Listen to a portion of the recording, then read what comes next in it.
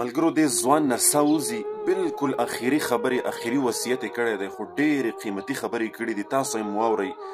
ډېر د عبرت مقام دی ځوانانو خاص طور تاسو ته ویمه چې مرګ ګورې په ځوانۍ کې هم راځي مرګ یوازې د 80 او د 90 کالو په عمر کې نه بلکې په ځوانۍ کې هم راتلی شي او دې ځوان ته مرګ راغلی دی او اخري خبرې اخري وصیت یې کړی دی د تاسو واورئ هغې نه پس در سره زه یو څو خبرې کوم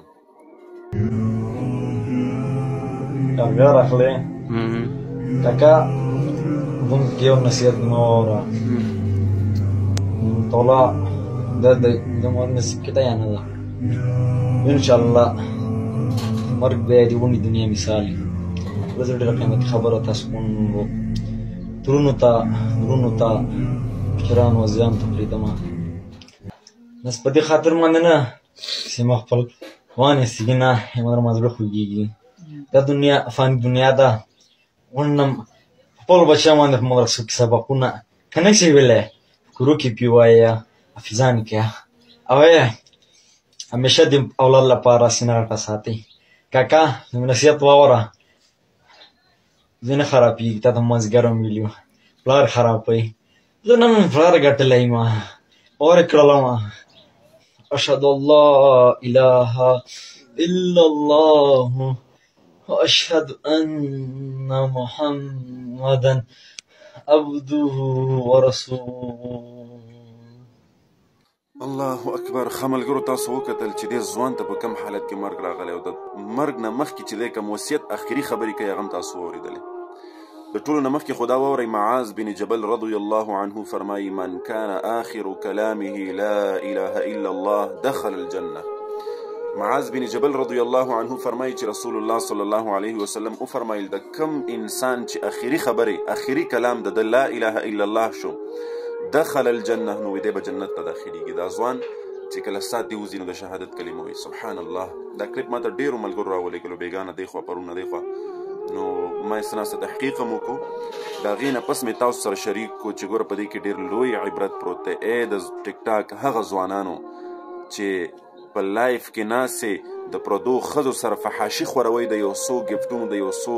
پیسو لپاره خپل ایمانونه خرڅوئ خپله پښتو خرڅوئ قرآن حدیث دین اسلام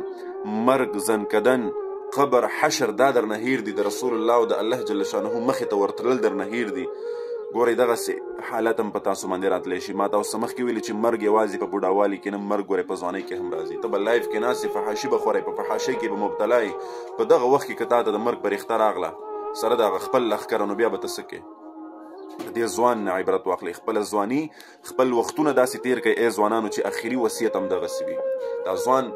روح دې قبض کېږي د هغې نه مخکې د ده وصیت دا دی چې په خپلو بچو باندې قرآن ووایئ که ډېره مو وس نه کېږي مدرسه تاسو نه څه اخلي 100-200 روپۍ خو د ماشوم د ورځې د خوراک پیسې دي خو که بیا هم ستاسو وس نه کېږي خپل بچي مدرسو ته نه شي بتلی په خپل کور کې وایي قرآنونه پرې ووایئ خپل کور کې وایي د قرآن درس ورته ورکوئ د قرآن حافظان ترې جوړ کړي د اخري وصیت او اخري خبرې دي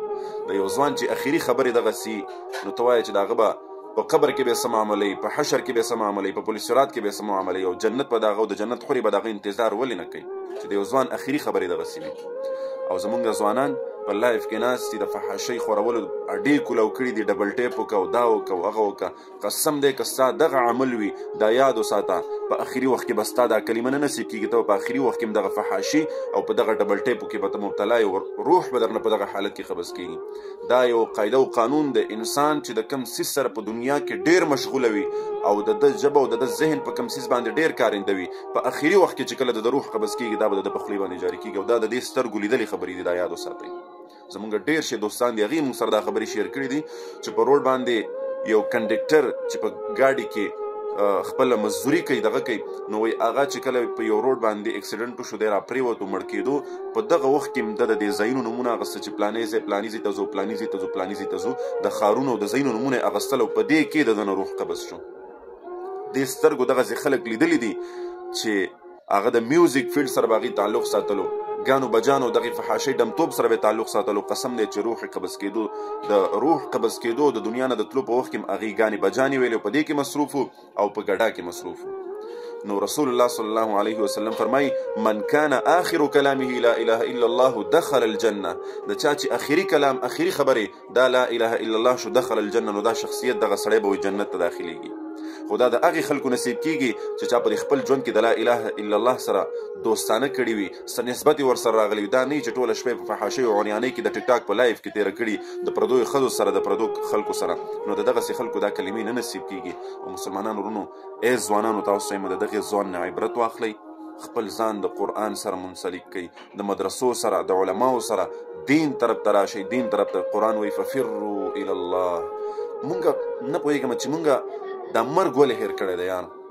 مونږ دا حشر ولې هېر کړی، مونږ دا قبر د تنهایي هغه شپې ورځې ولې هېرې کړي دي. مونږ نه به چې په قبر کې کوم سوالونه کېږي، د ټولو نه مخکې چې دا فرشتې مونږ ته په کوم حالت کې راځي، هغه هم تاسو ته قرآن او حدیث ویلي دي چې د یو بېلمازه فاجر انسان نه به دا روح په کوم انداز کې قبض کېږي. ډېره اوږده واقعه د خبره رانه اوږدېږي، خو ځوانانو تاسو ته وایم چې د الله دپاره دغه عارضي شهرت، دغه یو څو روپۍ پرېږدئ او د الله طرف ته راشئ. قسم دی که په داسې حالت کې درته روح او قبر او دغه د مرګ فرښتې راغلي او د روح قبض کېدو د حالت در باندې راغلل، نو قسم دی تباه و برباد بشئ، تباه و برباد بشئ. دغه لایف او دغه گیمونه او دغه ویډیوګانې، دغه فحاشي او عریاني به ستاسو هېڅ په کار رانشي. دا یاد وساتئ. الله دې موږ په صراط مستقیم باندې روان کړي، د فحاشۍ او عریانو نه دې الله موږ محفوظ وساتي. دغې ځوان ته دې الله جنت الفردوس ورنصیب کړي، الله ورنصیب کړی دی. او موږ ته دې الله جل شانه مرګ په داسې حالت کې راولي چې زموږ په خولې باندې دغه عظیمه کلمه جاري وي چې لا اله الا الله محمد رسول الله صلی الله علیه وسلم.